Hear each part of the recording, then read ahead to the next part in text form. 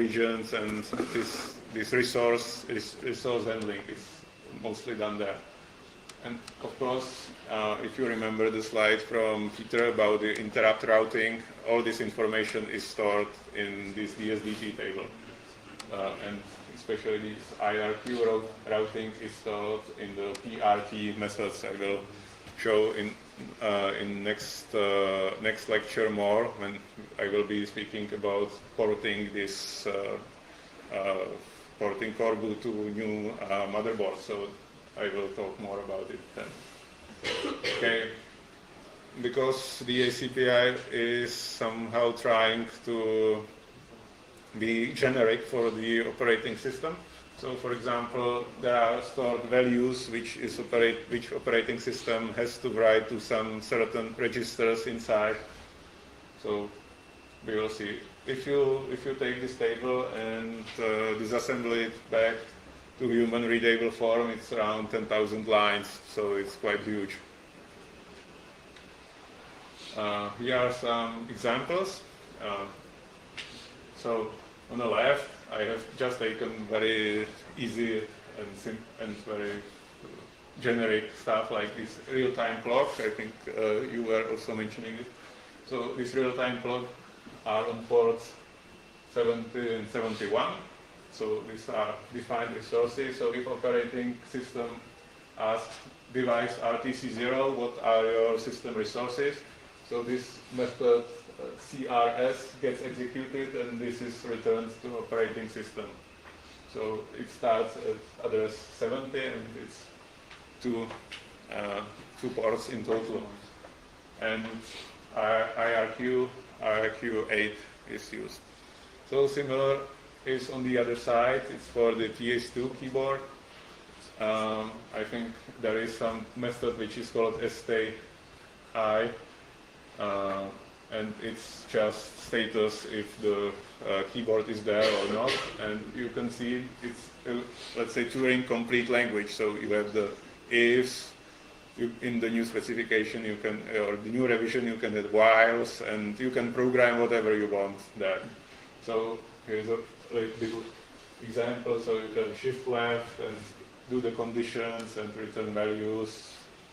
It's just like programming in C, but it's this bytecode which is stored inside your computer.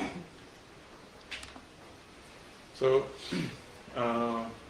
I did a little of just a listing of devices which are there. Most of the stuff is the legacy stuff. Then what is important, there must be the PCI root bridge described, plus its resources which are decoded, other PCI bridges, or the, let's say, PCI devices, PCI Express devices, SATAs, and everything. So these are just headers for the devices, and each device has a long stuff, a lot of routines around which can set up the device, put it to some certain power states, and so on. This all is because it's somehow necessary to hide this complexity away from the operating system to make it so generic.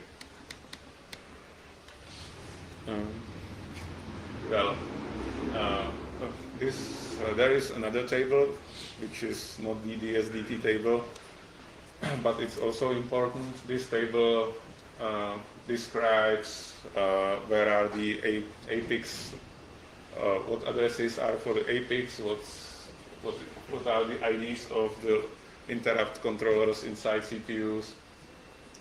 And maybe you remember the picture of the legacy stuff. There's from IRQ 0 to 16, there are some exceptions which must be handled. I'm not sure why this information is not in the bytecode. Why is it separate table? It's like the design decisions sometimes were quite strange. So this table mostly describes what are the hardware addresses of these devices in the system, and how this routing here defines how it looks like. Yeah. So maybe you can see that the legacy interrupt controller is connected to pin 0, and that the timer is connected to pin 2, and here is connected to pin 0. So you need to handle this situation that this place looks strange. Maybe you have seen that the Linux kernel wrote you MP BIOS bug IRQ 0 is not something. So this is the reason, because this table didn't describe this situation, how is it wired correctly. So in this table it should be expressed how the particular platform handled this situation.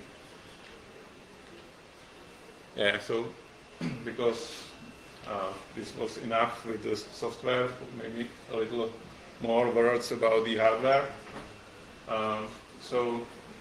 The ACPI defines some fixed function registers which has fixed layout. Usually it's kind of double register. One is with the enable bits and another register is with the status bits. And of course there must be a register which handles the sleep states of the computer. If the computer goes to suspend to RAM or to S5, so it shut down completely. All this stuff is defined in the specification. So there is some other hardware register which is located in Southbridge, which handles the C states of the CPUs. It's called CNT, and this is used to put the CPU to the C2 and C3 states. Yeah, and the last block, let's say very general, is the general purpose event block. It's for the waking up events. So, for example, if you are the hardware designer, there must be some switch for the lid of the notebook, and this lid is connected to some line, and the pin inside the Southbridge is then routed, and it can be seen what is the status of this line in this register, and you can use this information to wake up the computer from sleep, for example. So if you want to know more about the hardware stuff, you can open any public datasheet. You can use even Intel documentation, AMD, so whatever. Usually these all registers, even if the FADP table requires them on, let's say, different places, usually they are stored in one block. So, for example, in FADP table, here you have the status registers, then the timer. The base address was 800, so this is 804 was something.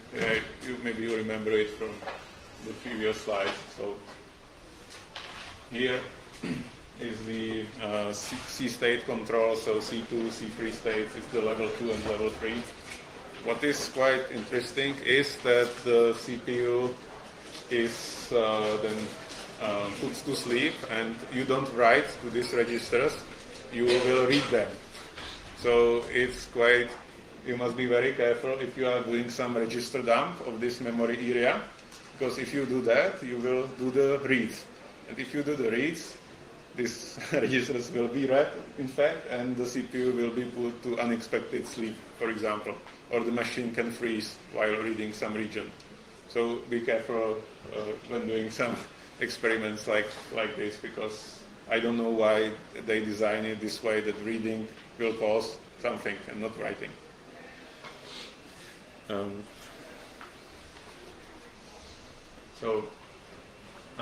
I have chosen some control register.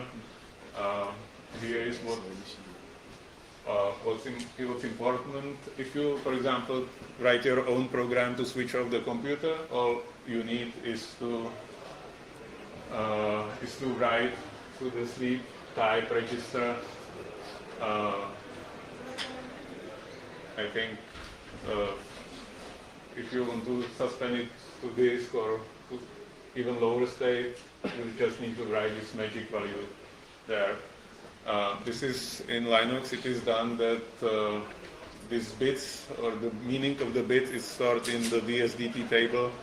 Then the operating system, when it's running off the computer, will just take the I/O port from another table, this information from the DSDT table, and then do the power off for the system. Again, this is not done in the bytecode for some reason. It's quite tangled together. The design is really unclear. Why is it this way? Here is more information about the CPU power states. I wasn't just sure if the people has the knowledge, so just very shortly, this is the P-states stuff.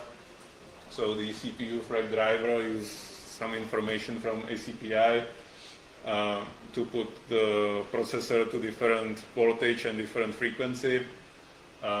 It's similar for AMD and Intel. And as I already told, this is stored in SSDT table. It's some methods as you have seen for the as it was there for the example of the RTC clocks. So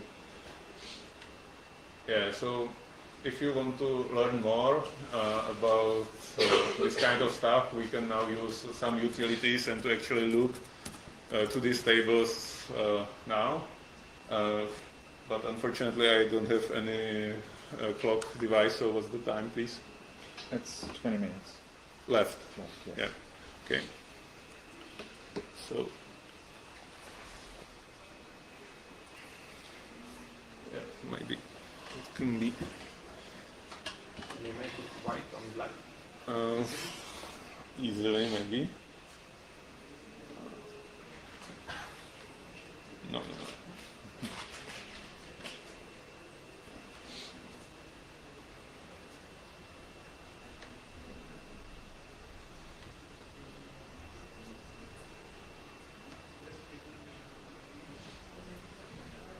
White what? White, sorry, black on white, of course. So black. Black. The other way around. Okay. Yes. Yeah. So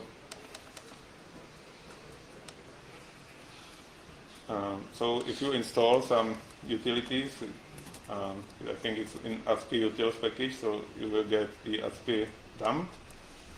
So let's run it. So it will generate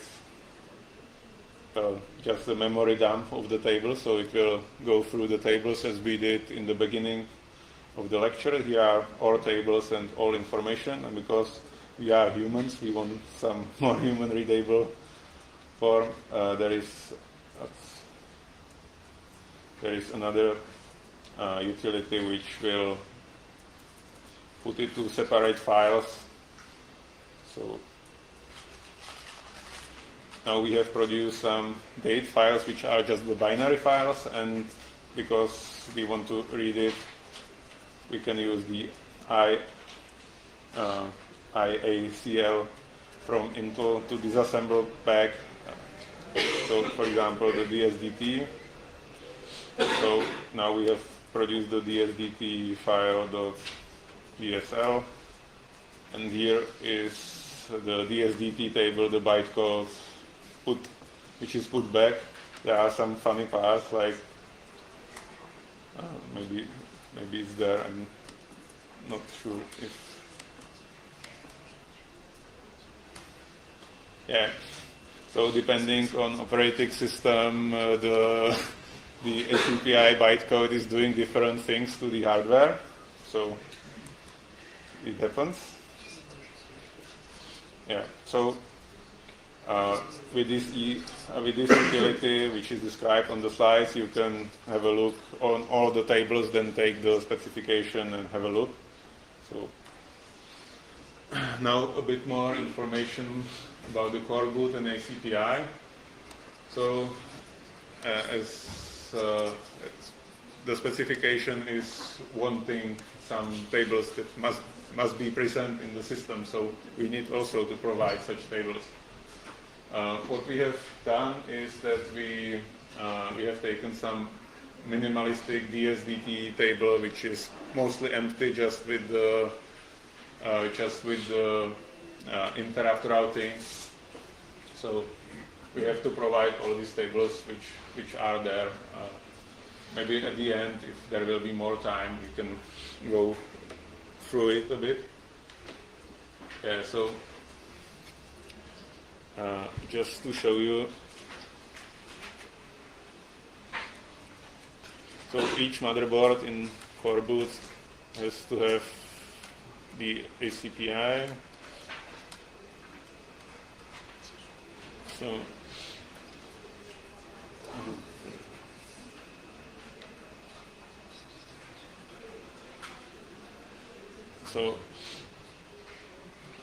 yeah, just Very difficult to see. yeah. So I'm not sure if you can see it. I will fix it in my next lesson.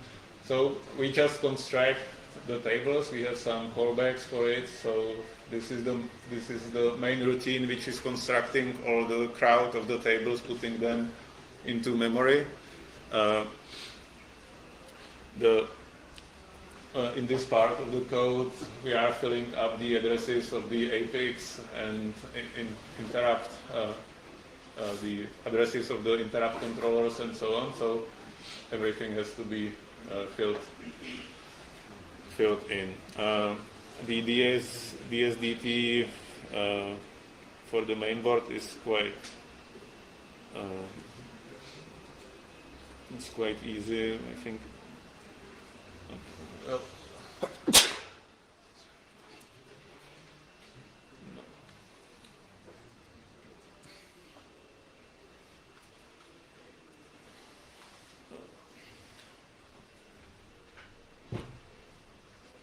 Yeah, because I cannot see the last few pixels here, so it's kind of difficult. So this is what's done in the coreboot. It's not so complicated. Just to show you, here are the interrupt routing description for the operating system, and I think Windows needs to have mouse described and PS keyboard. So we have to add this and mouse and flop it, I think, and that's it. So we try to keep it as simple as possible. I think only place which is really for this board is to blink with the LED if the system goes to the suspend to RAM. So we will write to some register inside Southbridge to blink the LED. It's done with the store line, and in wake up we stop the blinking. So here you can a bit see how the hardware is programmed. So that's it. 15 minutes until end? Yeah, okay. Thank you.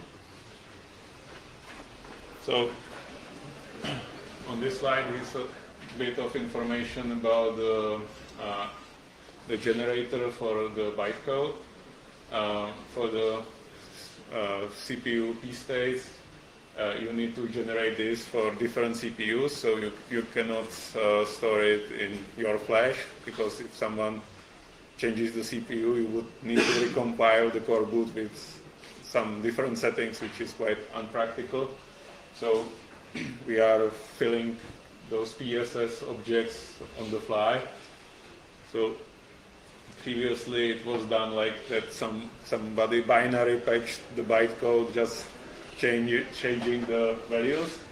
So we removed that, and we programmed a little framework which is used for generating the ACPI packages and methods and so on. So now the code is much cleaner. So it's more easy to read it, write it, and develop the runtime code which is needed. So now a bit about suspend and resume. So what's actually computer doing if it goes to suspend?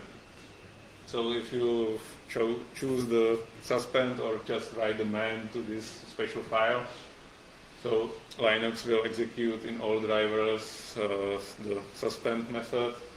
The ACPI core drivers will then run standard defined methods from the DSDT.